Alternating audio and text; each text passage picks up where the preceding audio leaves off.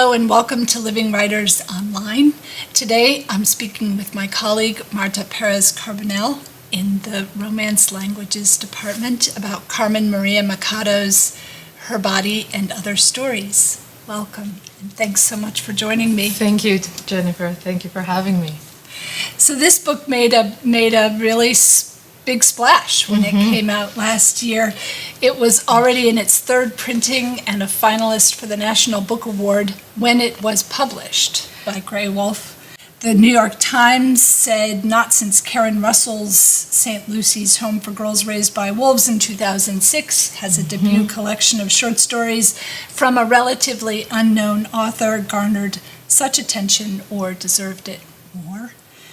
The Guardian called her a writer of real daring who's crafted stories with ragged glory in their formal experimentation and erotic fearlessness. They reinvent horror, sci-fi, and fairy tale tropes. How would you describe Her Body and Other Parties? It's a fascinating compilation. There are short stories, eight short stories. They're all very different. It's a very original compilation. They're very distinct. They are twisted. Yeah. There is something haunting about them, unsettling, I would say. Eerie is a word you used to Eerie. me in an email this summer when we were both reading them. Yeah, they are eerie, aren't they? Eerie, uncanny, unsettling, Uncomfortable at times. What are the subjects that interest her? She definitely explores female sexuality. There is a frankness, I would say, with which she explores female sexuality, queer desire. I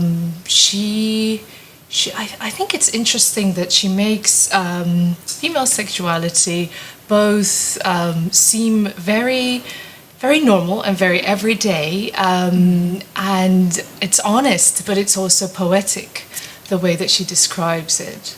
I don't know if you agree. There's poetry there. She's really interested in what women want, what women need, and collisions between what various people, women and men, want and need from each other. But there's a darker side to it too. For sure. I think it's interesting that this darker side, she wants us to be in a position, us readers, she wants us to be in a position where we question whether we are judging what women want and what women really desire. Are we judging these protagonists as we read through what they really want and what they're really feeling? I think she does this in an interesting way, where we do feel like sometimes we judge as readers. Can you identify a moment where you feel that way, that a sort of tension between the authorial or narratorial non-judgment and your own impulse to judge? I feel, I hope this isn't a spoiler alert, I feel in The Husband Stitch, which was my favorite story in the book, it's also the first one, I did judge the character at times, the main female character, because I couldn't understand why she would stay. Why she would stay in this marriage. And then I caught myself feeling this judgment. And that was interesting, because I'm not sure whether in the authorial voice of the story she wanted us to feel conflicted as I did. It is interesting for me what the lack of time and place does to the reader. There's a sense of something being a little abstract about what is happening.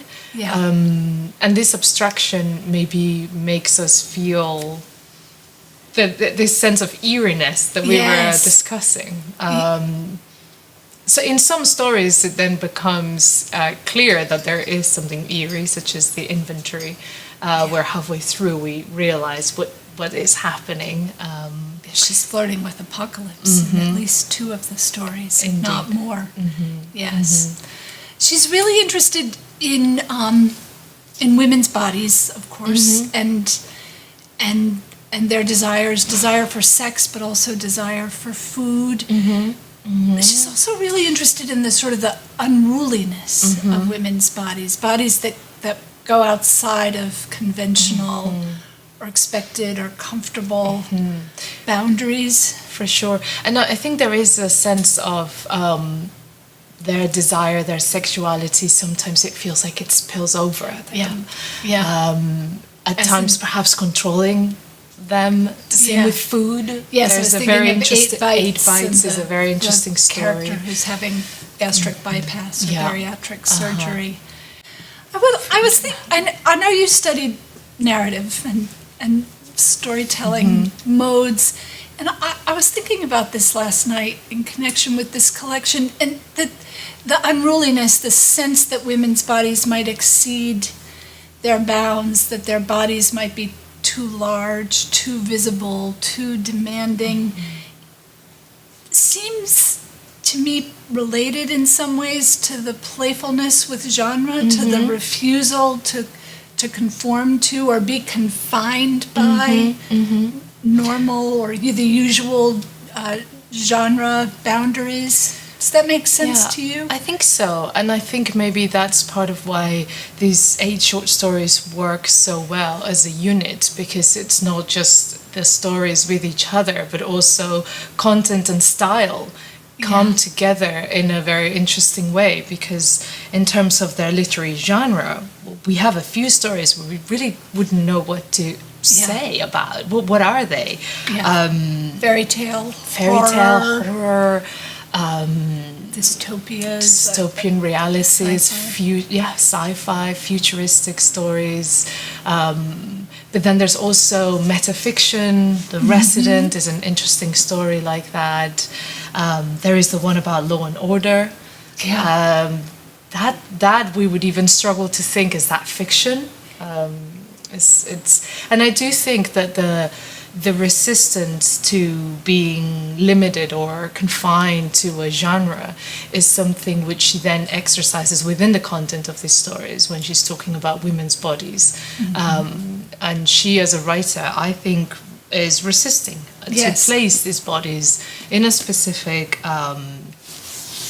sexual orientation. Often that's unclear, but it's also treated with an ease that I think runs through the stories. That's such a nice observation about them. That she knows that we encounter these we of the reader, that we encounter these stories with resistance, that we see her resistance, but she responds to it, as you say, with a kind of offhanded ease, like doesn't everybody write about sex this graphically? Doesn't everybody write about a woman who might fall asleep with her hands inside another woman? Indeed, and I like that there is a feeling when we're reading that in the way that these are written doesn't show that she's trying to shock us. She's trying to do the opposite. She's trying to say, well, this is just as normal. To normalize it, familiarize with this. Exactly. And I think I read somewhere in an interview that she was saying something like she was surprised at how many people had talked about how graphic this was in terms of its sexual content, and she was questioning whether they would have asked or made the same observation if she were a man. And a man writing about heterosexual sex in particular, which is not to say she doesn't write about heterosexual sex. She does in this collection, but she writes about sex graphically. But it's not confined to heterosexual sex. So that's I almost wonder if that might be the source of some people's discomfort, that it's not, it doesn't fit neatly into either box. This is not a collection of stories about queer sex or a collection of stories. Absolutely. With straight sex. And then in terms of the genre, we also encounter so many different genres that we also don't know what to do with it. And yet it's such a wonderful read, partly because of that. There is a unity, but there is also a feeling of being surprised, nicely surprised with every story, I would say. How do you read the title? The title is very interesting. Well, it connects to the final story, difficult at parties. I also think there is something about the way that she talks about women's bodies as something that other people enjoy. Just like people go and enjoy a party. Yeah. There is sometimes a feeling that it's actually the woman whose body we're discussing, the one who's finding it more difficult to enjoy this party. And that comes back, so it comes full circle when we read the last story, and the protagonist has a hard time enjoying parties for a number of reasons that become clear, if not crystal clear, in that story. So I think there is definitely a sense of maybe something happening without a particular woman's control when it comes to this party, of which your body partakes in without really having much of a say sometimes. I like that notion that other parties might have any say over her body, sort of can make you uneasy. Yeah. It's just so could we talk about the writing for a moment? Is there a passage you'd be willing to read and talk about? I think I could read a passage from The Husband Stitch, which was my favorite story. And maybe we can talk a little bit about why, if that was also one of the ones you preferred. So I'm reading from page 16 and 17. There is a story about a woman who goes into labor when the attending physician is tired. There is a story about a woman who herself was born too early. There is a story about a woman whose body clung to her child so hard they had her to retrieve him. There is a story about a woman who heard a story about a woman who birthed the wolf cubs in secret. When you think about it, stories have this way of running together like raindrops in a pond. Each is born from the cloud separate, but once they have come together, there is no way to tell them apart. If you're reading this story out loud, move aside the curtain to illustrate this final point to your listeners. It will be raining, I promise. They take the baby so that they may fix me where they cut. They give me something that makes me sleepy, delivered through a mask pressed gently to my mouth and nose. My husband jokes around with the doctor as he holds my hand. How much to get that extra stitch? He asks. You offer that, right? Please, I say to him, but it comes out slurred and twisted and possibly no more than a small moan. Neither man turns his head toward me. The doctor chuckles. You aren't the first.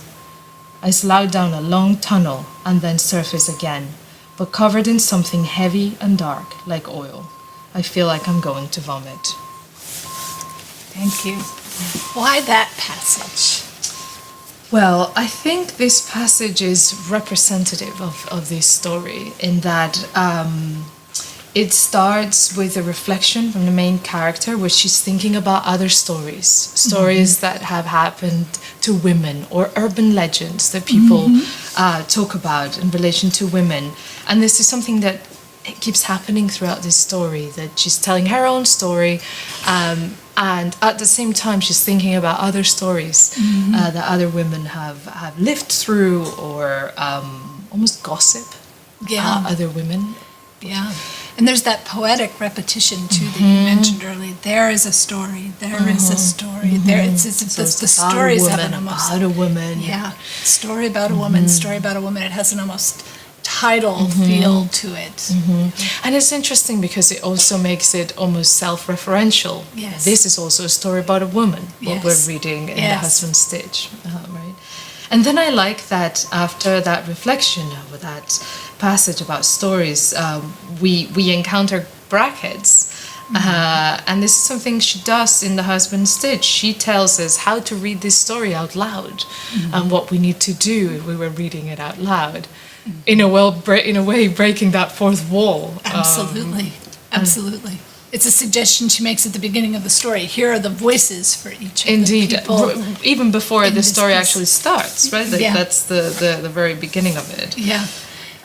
There's a notion right off the bat that women's stories are oral. Women, and I think about childbirth stories. Of course. You may or may not have encountered this in your life, but when you're pregnant, women, they just look at your pregnant belly and they tell you stories. They tell you stories about childbirth, about child rearing, being pregnant.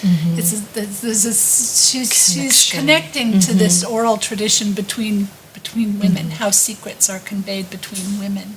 And it's interesting that she's making these connections right after she's had her baby. Right? Yes. She's still in the hospital, and she's just had her baby when she's making these connections. And then I think it's interesting because this is the moment when she overhears her husband ask the doctor if she can get that extra stitch, which I think is one of the most interesting parts of this story, which is also one of the best stories in this collection. Partly because we don't know what happens. We actually it's never revealed, right? To us as readers. Yeah. Is it possible we don't know whether this is just a joke between the doctor and the husband? Is that or whether it does really happen that she gets an extra stitch? See, I did it. That's really interesting, Jennifer, because I didn't even think it could be a joke. I thought this happened for sure. But it is true. She could be imagining this conversation, given as she's also not fully awake. But but back to the pantyhose that she wears as a 17-year-old too. I think we're meant to think this is probably 50s, 60s, and a generation or two before this one. But you just assumed he went out and did it. But that's what I assumed. But I also assumed she would go back to it. The character would go, but she didn't. She never did. And I think that was partly where my judgment came from as a reader. It started from the beginning, but this was the point where I wanted her to confront her husband and really ask him and then leave him. And of course have the fairy tale ending. But that is not what we get here. And that's part of why this story is so brilliant. Yeah. And this is a moment, it seems to me, that goes back to what you so smartly articulated about the title too. This is she is just a body here. She's a body, and a body that's drugged, that can't even speak. And these two men, the image of those two men standing over this body. One of them, her husband. Her husband, talking about what they can do to this body to increase his sexual pleasure. Absolutely. Is a profoundly disturbing image. Very disturbing image. Very disturbing image. And that we don't know whether she gets it or not, and therefore assume that maybe she doesn't either. She doesn't know. It's something that is happening, even though it's happening in her body, it's also happening outside of her control completely. And that is very interesting and disturbing, like you said. Can we just return to difficulty? The subject matter it's explicit. There's a lot of violence here too, as well as the sexuality. The form is often complicated, even in what looks like a fairly straightforward story of a woman who falls in love and gets married and has a baby and raises that child. There are lots of sort of meta-fictional shenanigans here. They're not easy stories. They're work. What would you say to somebody who says, when they look at even the opening paragraph of the first story, or a story like the especially heinous one, the 272 views of Law and Order? Well, this is a lot of work. Why would I do this? I would say stick with it, because with the work that this book requires, which I think safe to say it's not a beach read, if there was such a thing. With the work that this requires, it's also a very it's a book that I took a lot of pleasure out of. And I did read it actually. Oh, good. Over the summer. Yeah, me too. Most of it while I was at the beach. I read it in one sitting, Yeah. and not just because I had to. Yeah, I think that's this book. This book requires work, but it is the right kind of work, the right type of work, the work we want to do when we read a book. If we want to be surprised and challenged, and we want to feel a little bit out of our comfort zone for all the right reasons. I would say that's what this book does. The stories are beautiful and poetic as well as hard work. The Resident was one of the stories that I felt had maybe one of the most powerful imagery in the book, and you're reading this while you're imagining this old Bucolic writer's retreat that probably is modeled on Yaddo. I'm guessing. I think it looks so, a lot 'cause like that's what Yaddo in upstate New York. Yes. Mm-hmm. So do you think the pleasures and difficulties of this collection are of a piece with each other? That some of the pleasure comes from the difficulty, or do you think it's sort of, or separate from the pleasures are separate from the difficulties, if you know what I mean? I think part of the pleasures come from the difficulties of this work, because it makes you wonder why you're judging. Yes. It makes you wonder why you're so uncomfortable at times, in a way that you carry forward to the next story. And by the end of it, there is a sense that you have read something beautiful and relevant, if also requiring some adjustments to what you were expecting. So I do think some of its pleasures come from the difficulty of this collection. Thank you so much for talking with me about this. Thank you, Jennifer. My pleasure. I love the book.